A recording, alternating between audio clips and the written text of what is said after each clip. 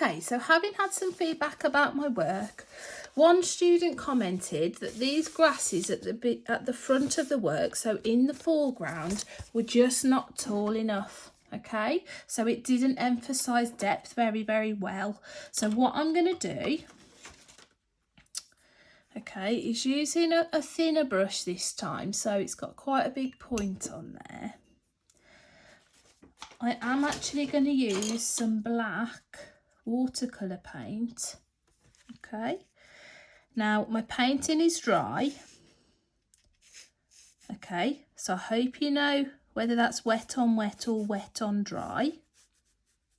Okay, so think about it.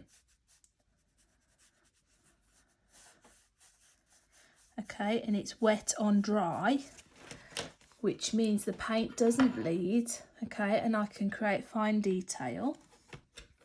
Okay, and I'm going to start to put in these grasses. Now, as you can see, I'm starting at the bottom and I'm flicking it up. Now, the reason I'm doing that is to create a thicker line at the bottom, hopefully, and a thinner line at the top so that it actually looks like a blade of grass.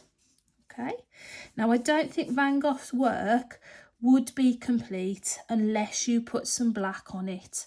Okay, he used a lot of black in his work. So if you haven't got black paint, you could use a biro, some sort of fine liner pen, a marker pen maybe. And you can see in the background here where I'm putting a little bit of fine detail, I'm almost drawing, so I'm holding it very close to the end. Okay, so I've got a lot of control. I'm not just going to go crazy. And I'm almost drawing, I'm leaving gaps in between to create the texture that Van Gogh so often used. I'm going relatively quickly so it doesn't look too precise because that's not the style that we're working in today.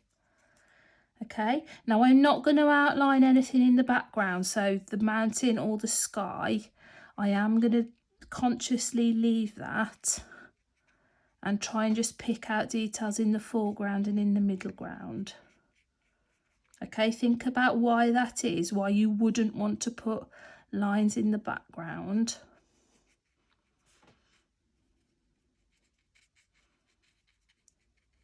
Okay, now I probably will just spend a few more minutes just finishing that black off. Okay, just as the final touch. Okay. Now, I really would like you to send me a photograph of your finished work. Now, the best way to do this is to click on the homework that I've set on Edge, and there's an upload button. Now, talking about how to take the photograph, it is best to have it vertical.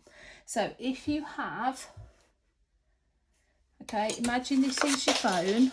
Okay, you'd have the work upright and then you'd have the phone upright as well.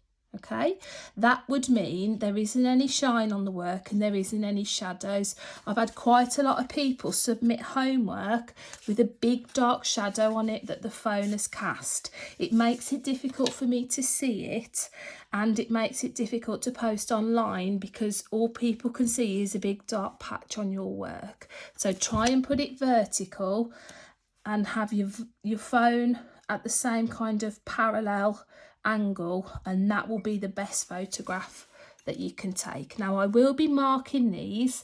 It's out of 10 like you normally have in school. Okay, so good luck.